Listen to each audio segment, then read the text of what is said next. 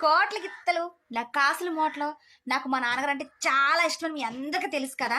నాన్నగారు ఒక మంచి మాట చెప్తా ఉండేవారు మాకు. అది మీకు చెప్తానికి వచ్చాను. ఏం కాదు, మన లైఫ్లోకి ఎవరైనా సరే ఊరికే రారంట. దేవుడు రాసి పెట్టుంటేనే వస్తారంట. ప్రేమైనా స్నేహమైనా శత్రువులైనా సరే దేవుడు రాసి పెడితేనే వస్తారంట. అవి నిలుపుకోవడం వదులుకోవడం మన చేతుల్లో ఉంటుందమ్మా అని మా నాన్నగారు ఎప్పుడు చెప్తూ ఉండేవారు. ప్రేమైనా మనమే కాపాడుకోవాలి, స్నేహమైనా మనమే కాపాడుకోవాలి. శత్రుత్వం ఉందని తెలిసిందంటే మనమే దూరంగా ఉండాలమ్మా అని నాన్నగారు ఎప్పుడు చెప్తూ ఉండేవారు. ఎందుకంటే ఈ మాట ఎందుకు చెప్తున్నానంటే మన లైఫ్లో ఈ మూడు ఖచ్చితంగా ఉంటుంది.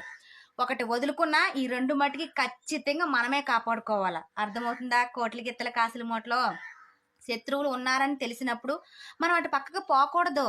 ఎందుకంటే 4 రోజులు మనల్ని ద్వేషించుకుంటారు, తర్వాత వాళ్ళే మర్చిపోతారు.